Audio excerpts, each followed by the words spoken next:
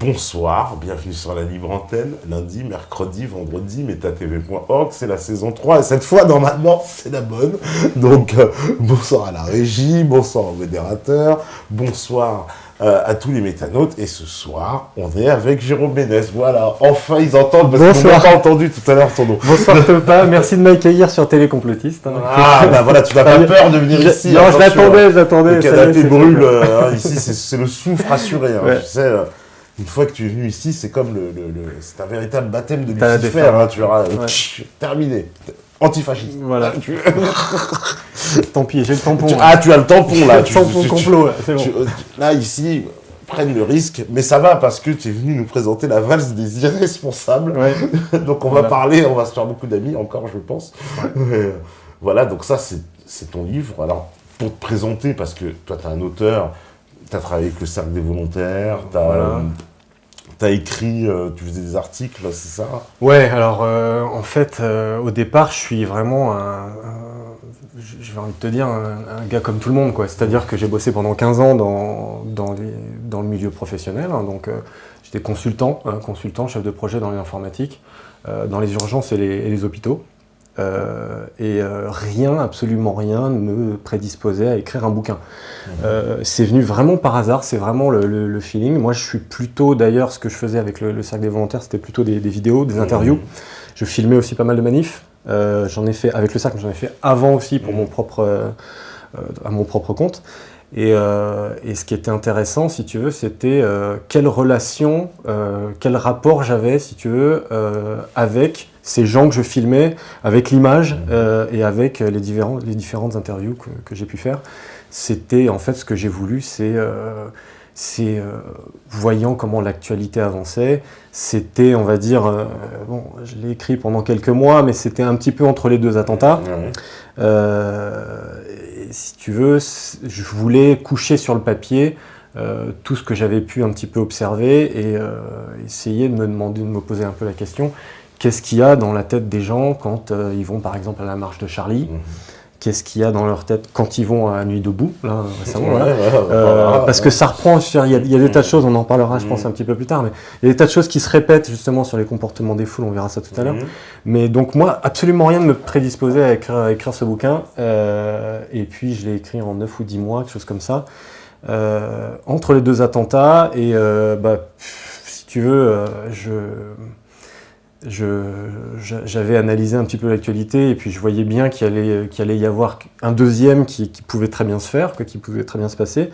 Et puis au moment où ça s'est passé, je me dis bon bah voilà, c'est bon, là, je l'avais prédit entre autres, enfin avec d'autres.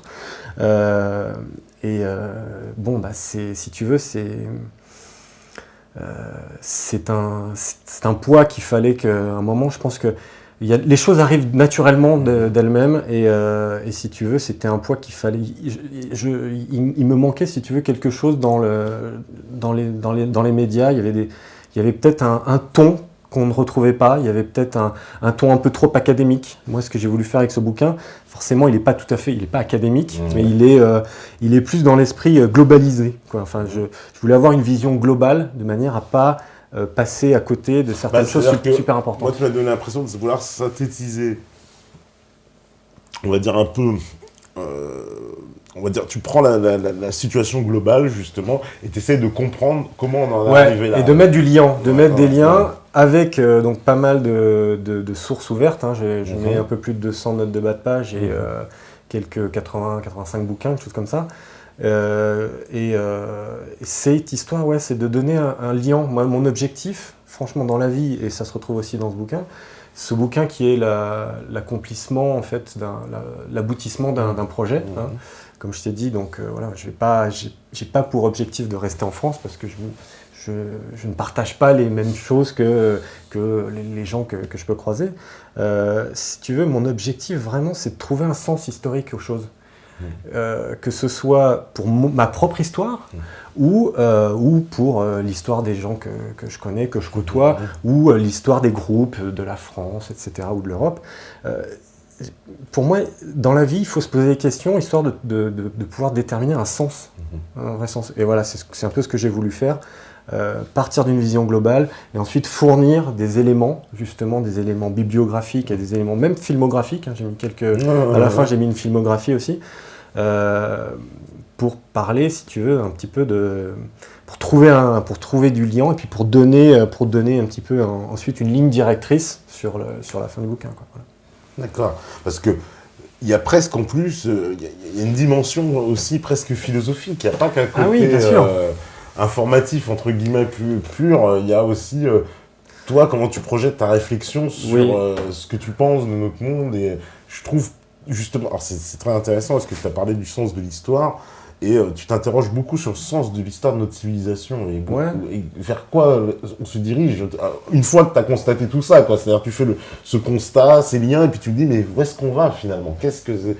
Jusqu'où va-t-on descendre dans, si tu veux, la domestication de l'humain? On est totalement asservi par plein de choses, mais notamment par le salariat, par le crédit, par la dette, par la monnaie qui est un outil de domination et de soumission des peuples.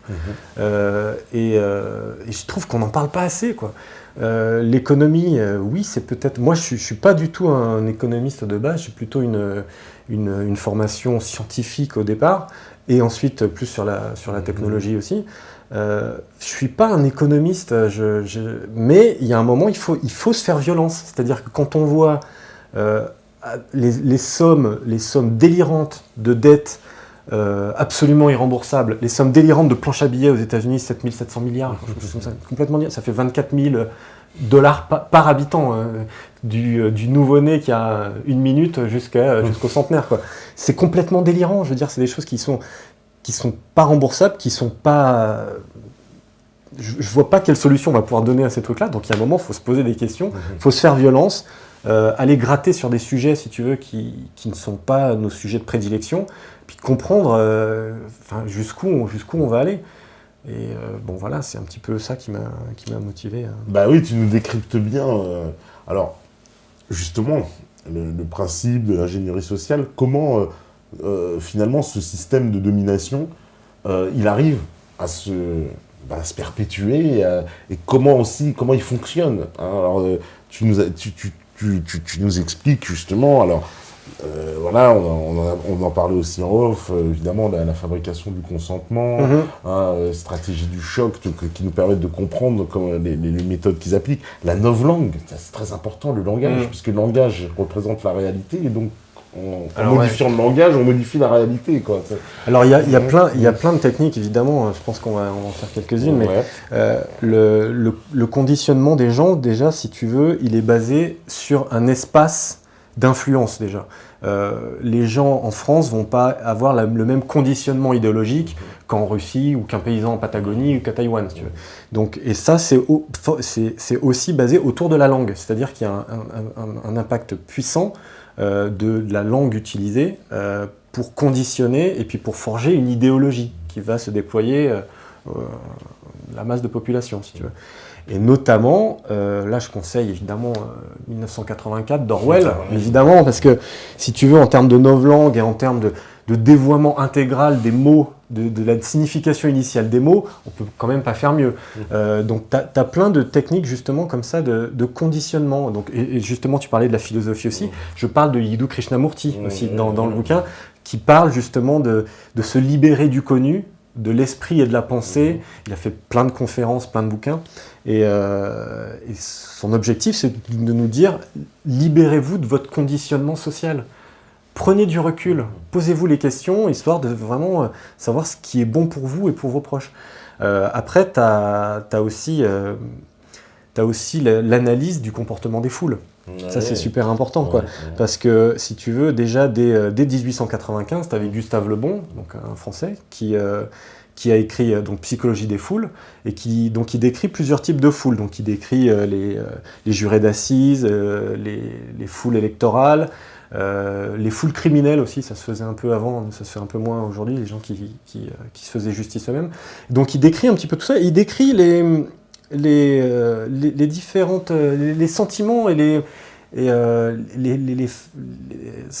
comment les gens réagissent au final. Et puis tu te rends compte qu'il y a énormément de choses qui reviennent même, donc ça fait 120 ans déjà que tout ça, ça a été écrit, il y a des tas de choses qui reviennent. C'est-à-dire, moi, quelque part, j'ai l'impression de voir la marche de Charlie là, du 11 janvier, j'ai l'impression de la retrouver dans Gustave Le Bon 1895. Pareil pour Nuit debout, ou, pareil pour le phénomène Antifa.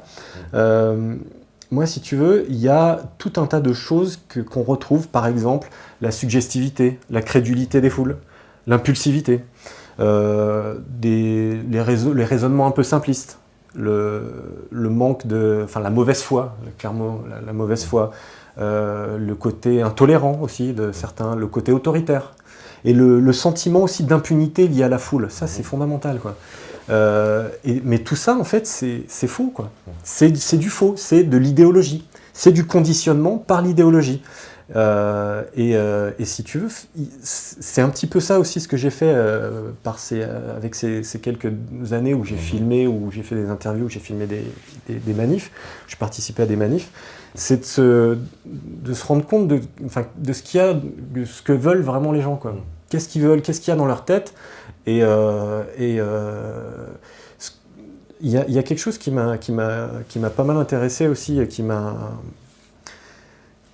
fait plaisir, parce qu'en fait je me suis rendu compte qu'on avait des convergences, de vraies convergences. C'était quand j'ai vu Patrick Baronnet. Patrick Baronnet, c'est qui? C'est le gars qui a créé l'éco-village, un éco-village dans la Loire-Atlantique. Et lui, il avait fait mai 68, si tu veux. Donc il avait regardé, comme il nous dit, avec du recul, il avait fait les manifs de mai 68, mais lui, il les avait fait dans le sens inverse. C'est-à-dire il regardait plus les foules que de participer, si tu veux. Il le prenait vraiment avec du recul. Et il se demandait, mais qu'est-ce que veulent ces gens qui quémandent des droits, qui quémandent leur liberté à De Gaulle, quoi. Qu'est-ce que veulent ces gens? Je veux dire, la liberté, ça ne se quémande pas. Ça se prend. Si tu veux faire des choses qui sont vraiment dans notre intérêt et dans l'intérêt de notre avenir ou l'avenir de nos enfants, faisons-les. Arrêtons de quémander les choses. Essayons de mettre en place des projets qui sont à notre dimension, pas des projets qui sont liés à un groupe, quelle que soit la dimension du groupe, mais dès que tu commences à avoir une dizaine ou une centaine de personnes, l'unité, c'est une chimère. Il n'y a pas d'unité, quoi, si tu veux. C'est quoi qui tient alors le groupe? Comment tu le définis? C'est le comportement de foule. C'est le comportement de foule, c'est le sentiment d'impunité, c'est parfois l'exagération. Si on se repart différemment, on est éjecté aussi. Voilà, c'est ça. Il faut bien voir que dans les foules, en règle générale, même tu le vois dans les slogans, tu as beaucoup de raisonnements assez simplistes, même si aujourd'hui, tu vois de plus en plus de gens qui ont des pancartes qui sont quand même relativement cortiqués. Je veux dire, il y a quand même de la réflexion derrière. En règle générale, les raisonnements sont relativement simplistes, et dès que tu as quelqu'un qui a un son un petit peu dissonant par rapport au raisonnement simpliste autorisé par les organisateurs, tout de suite, il va se faire expulser Manu Militari, un peu comme Sylvain Baron à Nuit debout. Nuit debout, ouais. Voilà. Donc c'est un petit peu ce sentiment exacerbé d'impunité, quoi. C'est d'être ensemble. On a ce sentiment d'être unis, mais qui est très vite terminé, si tu veux, une fois que les gens rentrent chez eux, quoi. Et puis qu'ils reprennent leur boulot, etc. C'est-à-dire qu'il y a un moment, moi je me dis, mais qu'est-ce qu'ils vont faire, ces gens? Ils vont être ensemble, ils vont partager un bon moment, ils vont peut-être gueuler, crier des slogans contre le capital, contre le grand capital, la doctrine économique, etc. Mais à la fin, ils vont finir au resto, où ils vont prendre pendant la manif, ils vont prendre un coca, quoi. Ils vont finir au resto. Je me dis, mais c'est quoi la cohérence là dans ce cas, tu vois? C'est quoi la cohérence de votre projet? Et puis surtout, le lendemain matin, ils vont retourner au boulot, quoi. Donc là, je me dis, moi ça m'intéresse pas, quoi. Parce qu'en vérité, plutôt qu'aller faire Nuit debout, il devrait faire une grande grève générale, insurrection. Ça aurait beaucoup plus d'impact que aller faire des jardins sur la place de la République. Bah oui, boire des bières. Pourquoi pas? Après, tout ça, c'est là encore, faut faire attention, parce que quand t'es à fond sur l'insurrection, quand tu veux faire, tu as un sentiment d'insurgé ou de révolutionnaire, faut bien faire gaffe à tout ça. Pour moi, la seule révolution, elle est là, quoi. C'est, comme disait Marx, c'est le prolétaire doit venir, la révolution doit venir du prolétaire lui-même. Il doit lui-même se déconnecter et comprendre quels sont ses intérêts et aller vers ce qui est bon pour lui. La révolution dans la rue, c'est déjà une image. C'est déjà une image du spectacle. C'est déjà une image médiatique, si tu veux. Et donc, faire la révolution, une grève générale, pourquoi pas si les gens arrivent à tous, là encore, s'unir, je ne sais pas, mais partager des intérêts communs peut-être, mais aujourd'hui, si tu veux, on est en phase de déstabilisation, à mon sens. Si je peux conseiller aux métanautes ou aux auditeurs d'aller voir les conférences de Yuri Bezmenov. Yuri Bezmenov, qui est aussi connu sous le nom de Thomas Schumann, quelque chose il me semble que c'est ça, Thomas Schumann. C'est un ancien agent du KGB qui a bossé à RIA Novosti et qui parle justement de tout ce qui est insurrection et contre-insurrection, avec plusieurs phases. La première phase, c'est la phase de démoralisation, qui peut prendre entre 15 et 20 ans. On va dire, en France, vu qu'on est quand même, assez insouciant, on va dire que ça peut même avoir duré 30 ans. Et clairement, depuis Sarkozy, et puis ensuite Hollande qui a repris le flambeau, on est en phase de déstabilisation, c'est-à-dire que un petit peu partout, quel que soit le domaine social, les gens n'arrivent plus à s'entendre autour d'un sujet qui ne soit pas clivant.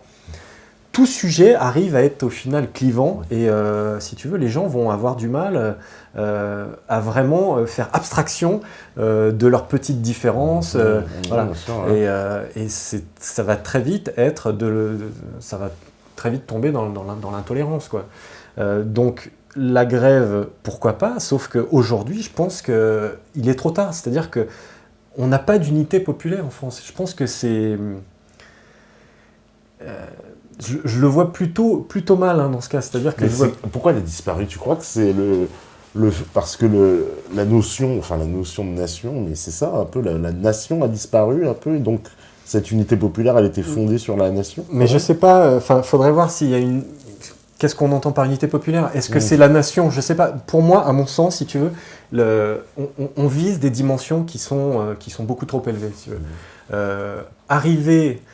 là, sur ce coup-là, je rejoins vraiment Francis Cousin, qui nous parle de génos, qui nous parle de communauté. Tu sais, la communauté de l'être contre la société de l'avoir, la société de l'accumulation du capital, etc. Moi, je suis vraiment sur cette idée. Francis Cousin, là, je fais l'avocat du diable, là, on lui reproche souvent d'être justement... c'est une vision marxiste des choses, une vision très communiste. Alors justement, il va te dire non, parce qu'il va te dire pas marxiste, surtout pas marxiste, vu que Marx a dit si c'est ça le marxisme, moi Marx, je ne suis pas marxiste. Dis plutôt dans ce cas marxien, même si ça fait un peu bizarre, mais marxien ou marxienne.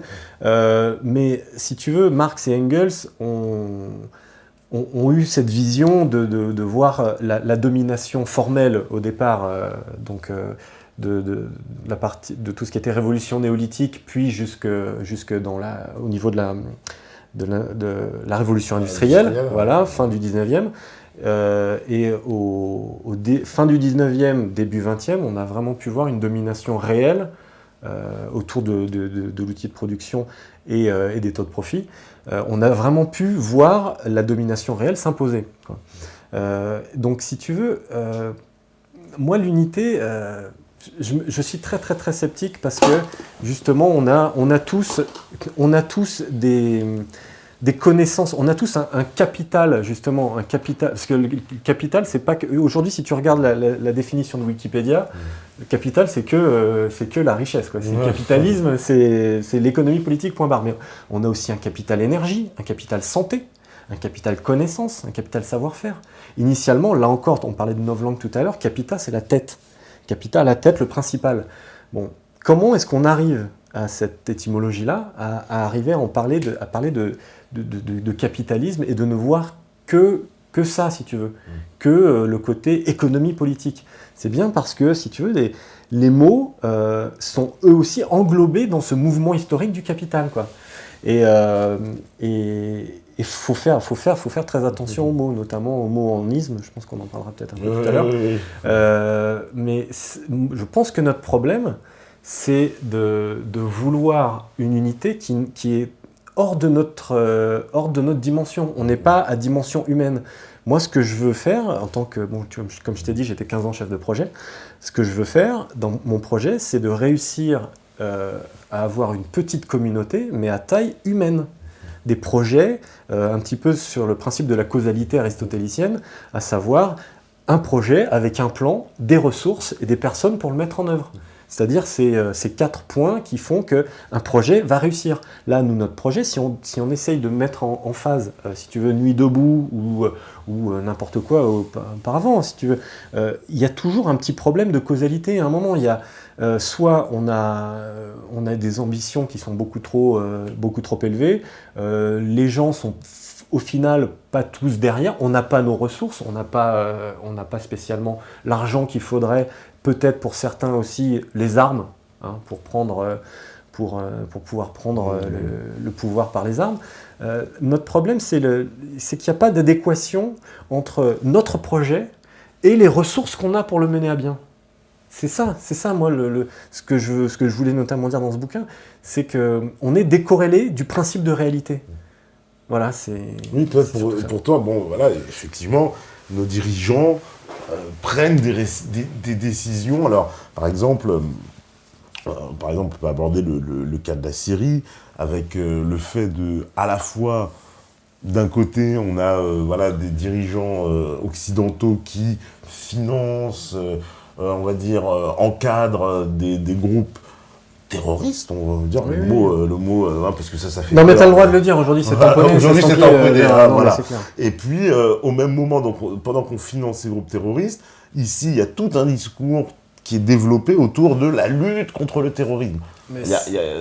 C'est le double standard. Après, aujourd'hui, un média comme Russia Today, qui a eu beaucoup plus le vent en poupe, par exemple comme avait CNN à l'époque de Tempête du désert en 90-91, aujourd'hui ils ont un peu le vent en poupe en termes de propagande de l'information, parce qu'il ne faut pas se cacher, quel que soit le média, aujourd'hui on est en propagande de guerre, donc en guerre non conventionnelle, avec les militaires américains ont sorti le terme de information dominance, donc la dominance de l'information, qui est l'objectif, c'est de couper toutes les sources de communication de l'adversaire, ce qu'ils ont admirablement bien fait en Irak les 2 fois où ils sont allés, surtout en 2003.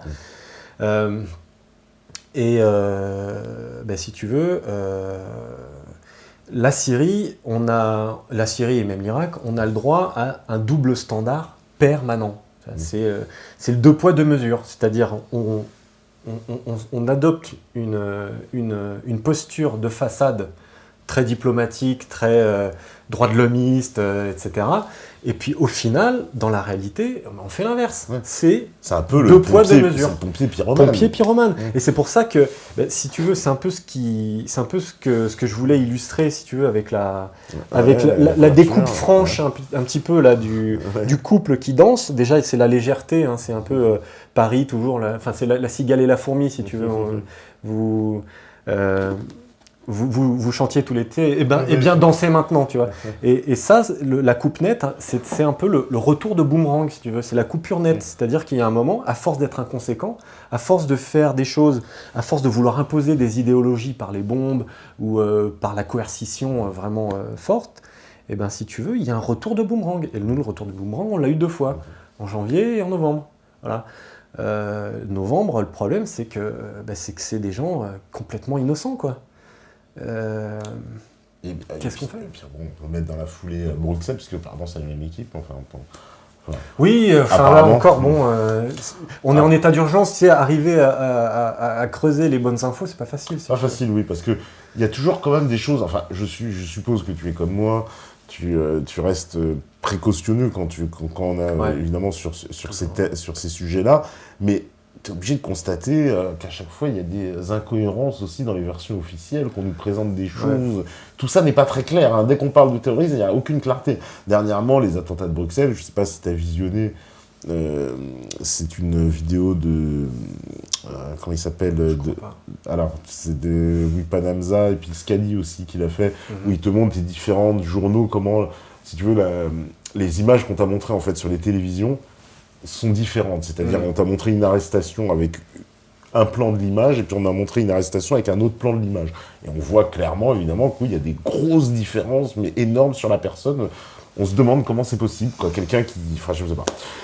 Mais là, si tu veux, je vais en revenir à Debord, à Guy Debord, mais si tu veux, c'est la société du spectacle. Oui, t'en parles beaucoup de Guy Debord. Ouais, j'en parle un peu, j'aime bien. J'avoue, j'aime bien le mouvement situationniste. Donc, Francis Cousin et Guy Debord, c'est Raoul Van Heygem aussi, c'est un peu ma tasse de thé, comme Karl Liebknecht et Rosa Luxembourg. Si tu veux, on est vraiment dans un... Le capital est à ce point puissant que, si tu veux, tout ce qui passe, toutes les images qui passent, tous les faits qui passent par le spectacle, retournent les faits au profit d'une idéologie étatique du spectacle. Donc, si tu veux, on est abreuvé on est saturé d'informations, on est saturé d'images.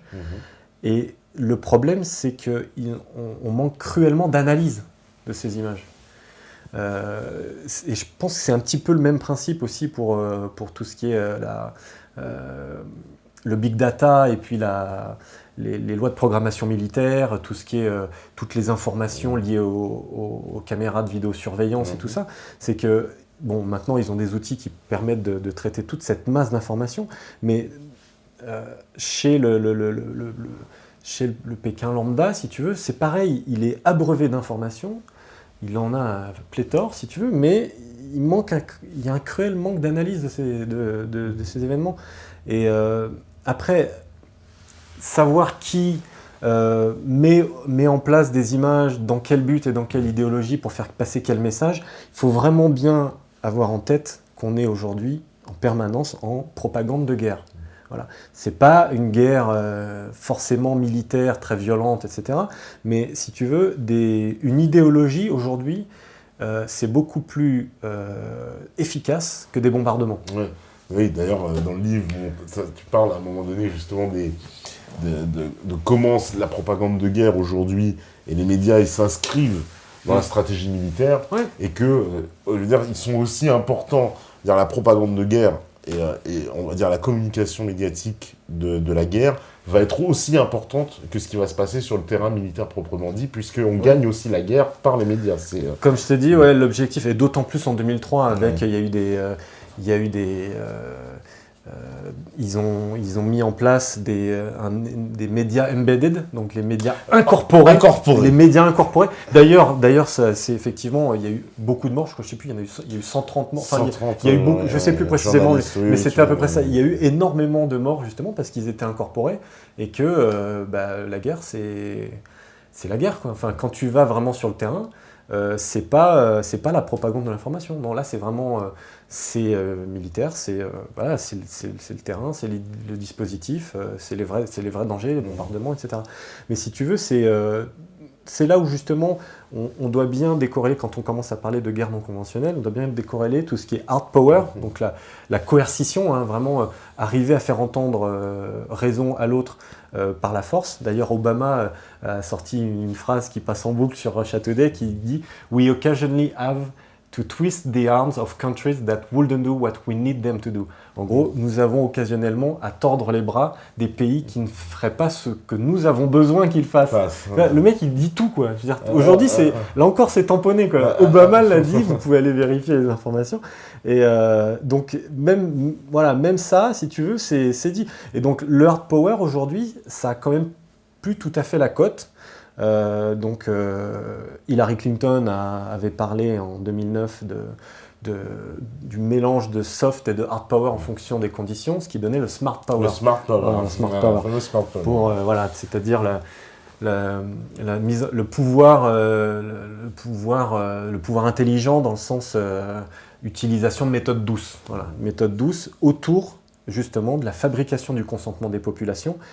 il y a un point aussi qui te montre que ça ne date pas d'hier, c'est que, par exemple, Edward Bernays, qui a écrit Propaganda, et autour aussi de Public Opinion de Walter Lippmann, ils ont bossé ensemble à un moment aussi dans la commission Krill en 1917. Et la commission Krill, elle avait été créée pour suggérer, pour orienter la population américaine sur l'idée qu'il fallait intervenir lors de la Première Guerre mondiale. C'est pour ça qu'ils sont intervenus assez tard. Voilà, 1917. 17. Donc, si tu veux, tout ça, c'est les méthodes de soft et puis de smart power, où on va avoir vraiment des méthodes de paternalisme libéral, de suggestion, mais sans forcer les gens. On leur propose par exemple 2 possibilités, mais une qui est complètement délirante. Donc au final, tu vois, tu vas devoir aller vers l'autre. Il y a tout un tas justement de techniques d'analyse de comportement aujourd'hui, de perception management, donc la gestion, l'exploitation de la perception, y compris en entreprise. Et c'est ça aussi, donc aujourd'hui, si tu veux, le milieu de la corporation, le milieu de l'entreprise a énormément repris toutes ces techniques pour soit vendre ses marchandises, soit pour pouvoir faire, pour garder, si tu veux, ces différents, l'ensemble des gens qui travaillent, pour pouvoir leur faire comprendre que, si tu veux, faut qu'ils se tiennent tranquilles aussi, quoi. Il ne faut pas qu'ils essayent de trop avoir des idées trop divergentes, trop dissonantes. Oui, un peu comme ce que tu es en train de décrire, ça me fait penser le fameux non-choix, un peu comme dans l'élection justement d'Obama, où à l'époque on se retrouvait dans la première élection d'Obama avec Obama d'un côté et George McCain de l'autre. Et George McCain qui arrive dans une élection en disant oui, moi j'ai 87 ans, je ne sais pas si je pourrais finir mon mandat, etc. Donc on arrivait avec un non-choix, puisque de toute façon on arrivait avec un candidat qui disait ah bah moi je suis tellement vieux, je ne sais même pas si je vais crever. Et un autre candidat, finalement, bon, c'était un non-choix qui se portait. Obama était sûr d'être élu, quoi. Ouais, alors après, il y a d'autres techniques qui sont un petit peu moins visibles, notamment autour des médias, si tu veux. Il y a forcément, enfin, si tu veux, moi je retiens une phrase de ce que j'ai mis dans le bouquin, une phrase dans une vidéo de Pierre Carles, où justement il interroge à un moment Yvan Léveille. Et Yvan Léveille dit mais écoutez, si on n'est pas allé interroger Rafael Correa sur le président équatorien qui était arrivé en France pour faire pour dire comment il avait réussi économiquement à relever le pays, Yvan Léveille dit mais écoutez, si les Français ont l'information qu'ils méritent, en gros. Les Français ne veulent pas avoir de choses compliquées à prendre. C'est-à-dire qu'il se met lui-même dans la position de savoir mieux que quiconque ce que les Français veulent, quoi. Donc il y a aussi ce truc-là. Il y a aussi là on a le Parisien, je pense qu'on l'a tout à l'heure, mais on nous prend vraiment pour des crétins en nous donnant vraiment des informations, qui sont enfantines, quoi. C'est-à-dire qu'on n'a pas, si tu veux, aujourd'hui, pour avoir des analyses un petit peu poussées en géopolitique, en diplomatie, etc., il faut aller les chercher dans des médias étrangers. Alors c'est pour ça qu'il faut apprendre à parler peut-être un peu anglais, un peu allemand, un peu russe, ou voilà. Mais aujourd'hui, on est infantilisé dans les informations qui nous sont données, quoi. C'est vraiment le basique, quoi. En plus, au niveau de l'information, donc la France, et alors ça aussi, tu expliques le métier de journaliste, tu expliques le statut, bon, c'est des choses... la carte de presse, la carte de presse, voilà, évidemment, la carte de presse qui est très politisée en France. C'est pas du tout objectif, la carte de presse. C'est pas un... En fait, elle n'est pas donnée de façon, on pourrait dire, neutre, puisque c'est l'État qui la confie. Oui, il faut prouver que tu as plus de 50% de tes ressources viennent de là, quoi. Donc, quelque part, tu prouves ton asservissement à ton maître, qui est ton éditorialiste, quoi. Donc, là encore, asservissement, tu vois. Mais évidemment, on n'en parle pas, quoi. La carte de presse, c'est une méthode d'asservissement du journaliste, oui. Alors qu'un journaliste, normalement, ça aurait dû être un organisme neutre qui bah doit oui, faire, le Munich, quoi. Ouais, Voilà. enfin, les accords de Munich. Enfin, pas les accords de Munich, mais si tu veux, c'est. La charte de Munich. La charte de Munich, tout à fait. L'accord de Munich, c'est 38. C'est... Voilà. La charte de Munich, voilà. Et le gars doit avoir une certaine déontologie et doit investiguer pour ses infos. Aujourd'hui, si tu veux, on cherche pas des gens qui vont investiguer, quoi. Les gens qui vont investiguer, par exemple, c'est Richard Labévière qui se fait dégager de RFI, quoi. T'en as d'autres comme ça, j'en parle un petit peu dans le bouquin. Il y a un moment, il faut pas faire de vagues quand tu es journaliste aujourd'hui. Si tu fais des vagues, tu risques ta place, quoi. Ouais, tu risques ta place, tout Ouais. bonnement. Donc, ils sont tous un peu tenus. C'est pour ça qu'on a donc ce espèce de système. Enfin, c'est la Pravda, quoi. Ouais, alors là encore, ouais, là encore, attention, pas trop non plus. Voilà, il y a quand même des journalistes qui font bien leur boulot. Moi, franchement, je trouve que même si elle se réveille peut-être un peu tard, je trouve qu'Élise Lucet, par exemple, fait du bon boulot. Elle fait du boulot d'investigation. Et là, justement, on voit qu'elle fait du boulot d'investigation, c'est qu'elle a, elle a un paquet de monde derrière elle, du coup, là, contre elle, quoi. Il y a quand même des gens qui font leur boulot, mais ils sont assez rares, quoi. Je sais pas, moi, quand je vois Enfin, j'ai pas de télé chez moi, mais quand je vois sur BFM, enfin, quand je vois sur Internet ce que nous sortent les jeunes journalistes de BFM TV, mais c'est insipide, quoi. On traite jamais les vrais sujets, quoi. Les sujets importants, les sujets justement de souveraineté même personnelle, pas forcément. Le fait de pouvoir choisir son avenir, l'impact de l'économie, l'impact des doctrines libérales dans nos vies, tout ça, on n'en parle pas. On parle pas assez de choses du terrain liées à la géopolitique, aux choses vraiment. Comme tu dis dans le livre, les élites qui, on va dire. En plus, il y a une forme d'endogamie entre les élites, entre les politiques, les médias, etc. Où tout ce petit monde, en fait, va former... Mais il y a une convergence, voilà. c'est évident, ben oui. Et donc, dans ce petit monde-là, ils sont quand même convaincus dans leur idéologie, on va dire, dans l'ensemble, une espèce de néolibéralisme dérégulé, tout le monde... Voilà, c'est... Je veux dire, Philippe, comment il s'appelle, l'anglais, là, le chroniqueur de BFM économique, lui, je trouve que c'est le parangon de tout ça, c'est... Voilà, lui, c'est vive le dollar, vive la dérégulation, vive la privatisation, il est... Ben, c'est-à-dire qu'il est dans un système où il s'en sort pas mal, a priori il doit gagner pas mal d'argent, il doit avoir de la renommée, de la gloire, et puis il n'a pas envie que ça s'arrête. Je pense qu'on en est là. Après, là encore, c'est le médiatique, c'est la convergence. C'est la convergence de l'artistique, du médiatique et du politique autour du spectacle. J'ai fait un article là justement quand je suis allé au Salon du Livre 2016 où on avait Lucchini avec les mecs de Canal en vidéo, tout, voilà, qui sautaient un petit peu partout. C'était les sauts de cabri, quoi. Voilà, forcément, quand il y a une caméra, il faut que ce soit du spectaculaire, tu vois. Ils n'auraient jamais fait ça s'il n'y avait pas une caméra. Et tu vois vraiment la convergence de l'artistique, donc autour de Lucchini, du médiatique autour de Canal, et du politique, au moment où tu as Valls qui vient justement... au moment où tu as toutes les caméras, pour serrer la pince de Lucchini, parce que ça peut le faire, et juste après, mais dans la minute ou dans les 2 minutes, tu as Alain Juppé qui arrive et qui fait de même, parce que les caméras sont là. 4-5 minutes après, les caméras avaient disparu. Et tout ça, avec la foule, évidemment, parce que, si tu veux, Lucchini, il était là pour signer 150 dédicaces, pas une de plus, pas une de moins, si tu veux. Ah oui, non, c'était comme ça. Mais c'est super, si tu veux, il y avait du Fordisme quelque part dans le truc. J'avais l'impression que c'était une organisation standardisée des tâches, si tu veux. Il y avait le taylorisme, quoi, derrière. Et avec la foule, la foule qui était évidemment technodépendante à mort, avec leur iPhone et tout ça, c'est-à-dire que ils filmaient un moment qui n'était pas réellement vécu, quoi. C'est-à-dire que quand tu filmes ton truc, t'es là, t'es comme tout le monde filme individuellement son truc, mais qui le vit vraiment? Qui est à l'écoute de ce qui se passe, qui essaye de poser des questions aux gens. Moi, j'ai essayé de parler aux gens au Salon du Livre, c'est délirant, parce que ils te répondent pas, quoi. Il y a pas de...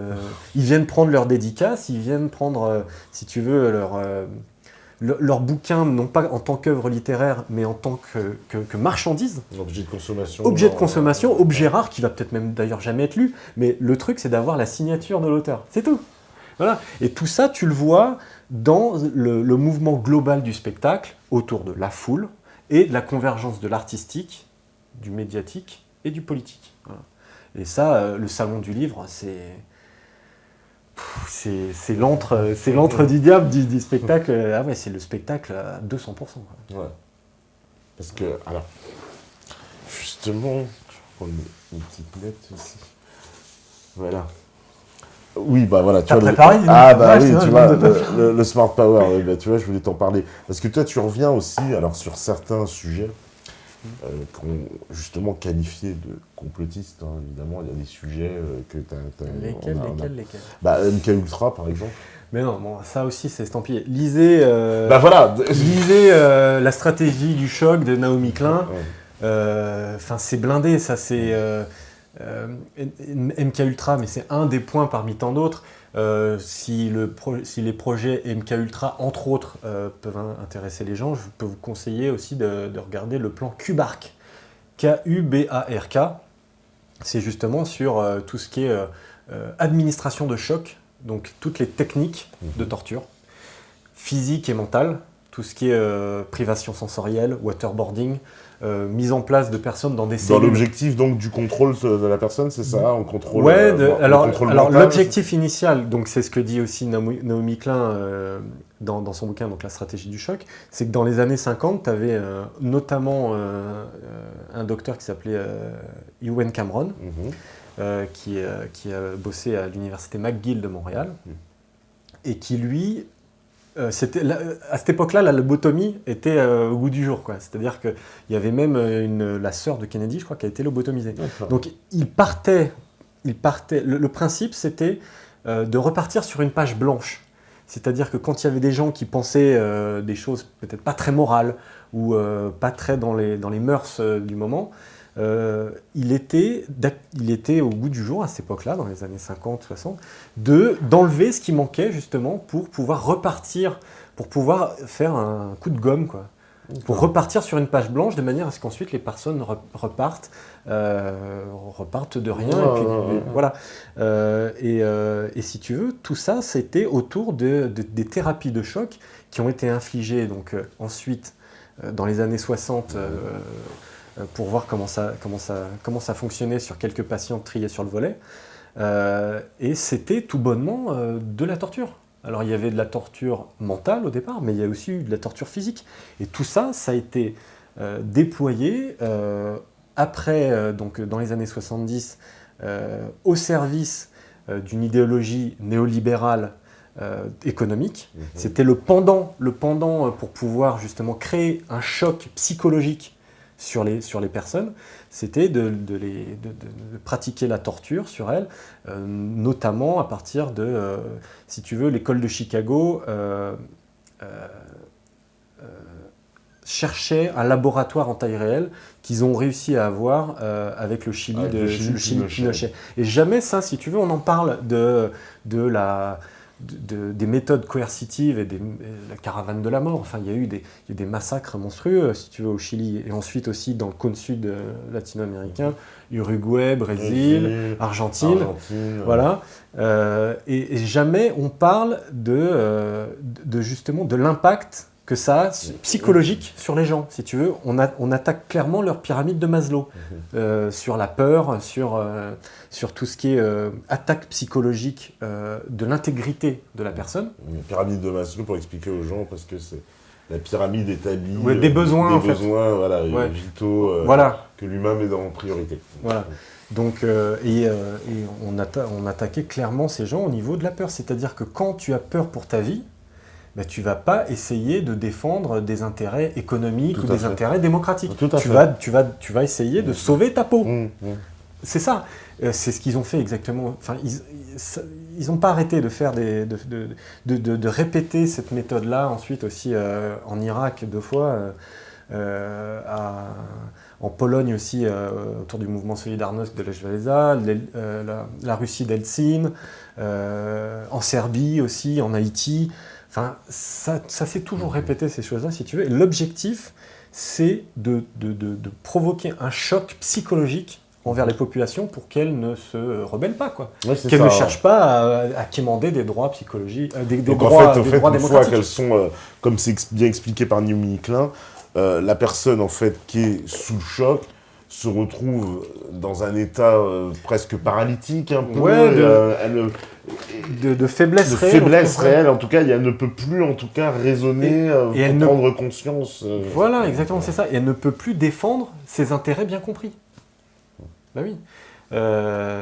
Donc, si tu veux, tout ce qui est MK Ultra, Q-Bark et autres, ça a donné Abu Ghraib. Franchement, enfin, on va pas ultra loin quand si tu veux, Naomi Klein l'explique très bien sur le fait qu'ils ont réutilisé les mêmes méthodes qu'avait utilisé Pinochet, donc en Irak et à Abu Ghraib, pour tout ce qui est waterboarding, mise en place dans des situations complètement,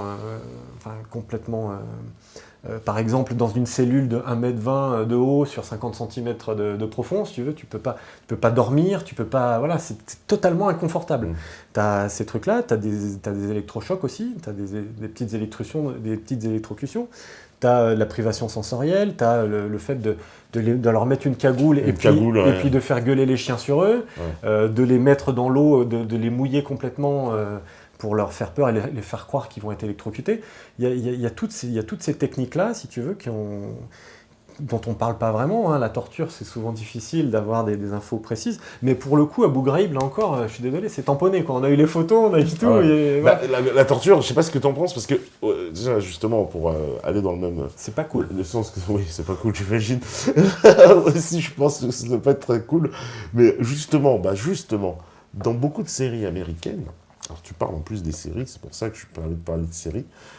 Dans des séries américaines, moi souvent j'ai observé qu'ils nous replongent donc dans la situation de la torture, alors que je peux te citer pêle-mêle, Jack Bauer, toutes les séries, voilà. On se retrouve dans un cas de torture, et ben dans la série, à chaque fois, la torture est justifiée.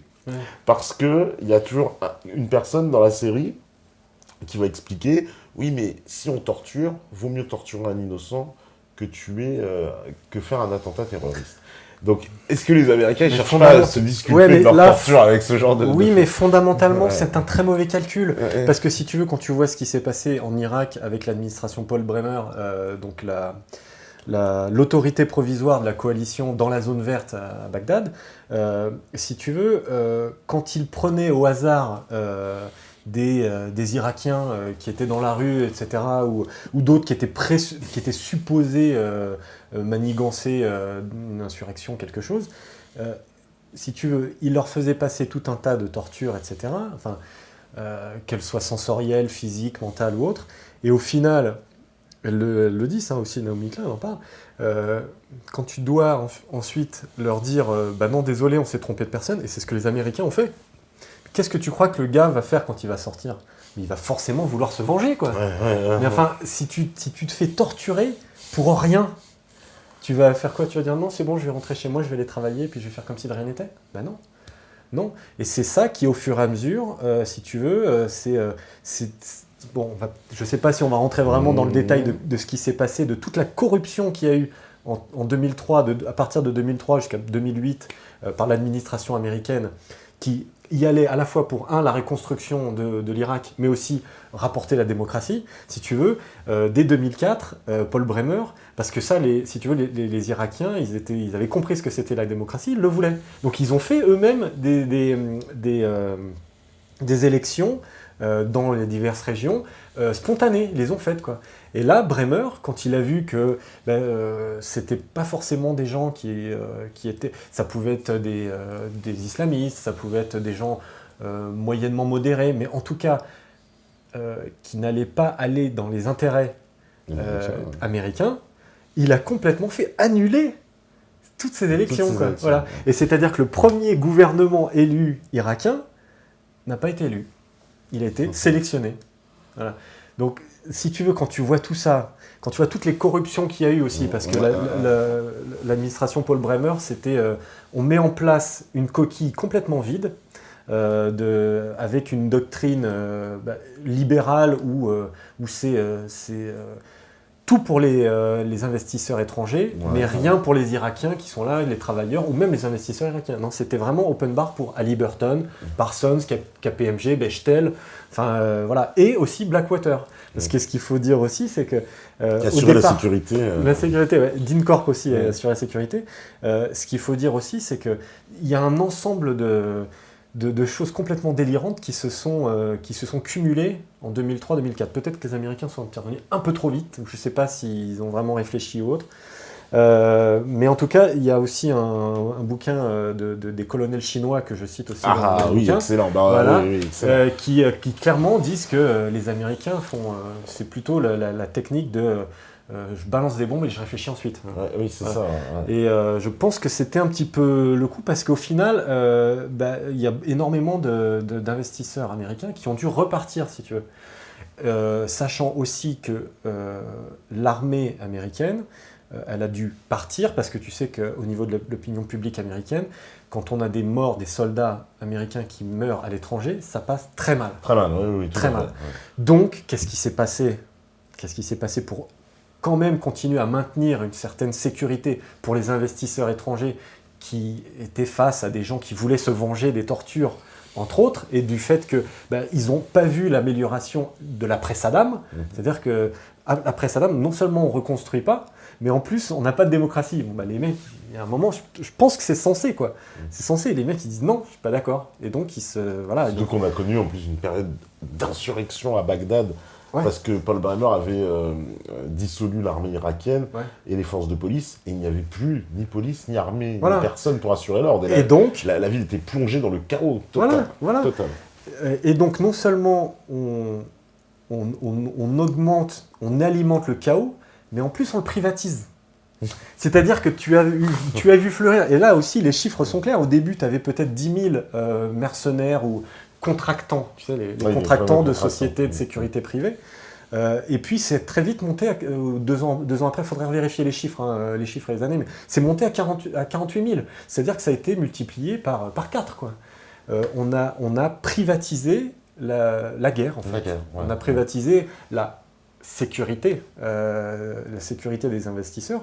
Mais si tu veux, tu avais par exemple, dans des contrats de fourniture diverses et autres, tu avais jusqu'à 50% du montant qui était destiné à la sécurité privée. C'est délirant. Ouais, parce qu'ils ne pouvaient pas faire un pas sans avoir une bombe quelque part ou quelqu'un sniper sur un toit. Et en plus, cumulé à tout ça, si tu veux, tu avais une corruption évidente avec des sous-sous-sous-traitants jusqu'à 4 niveaux, quoi. C'est-à-dire que tu avais un exemple précis, par exemple, sur la fourniture de climatiseurs pour des immeubles à Bagdad. Et passant de sous-traitant à sous-traitant, au final, si tu veux, tous les investisseurs se gargarisaient, prenaient de l'aide. Et au final, si tu veux, ça se terminait en un ventilateur qu'on met dans une pièce. La climatisation d'un immeuble, c'est autre chose quand même. Tu as une ingénierie derrière, tu as des courants de convection et tout ça, quoi. Donc voilà, et ça, les Irakiens, ils l'ont vu.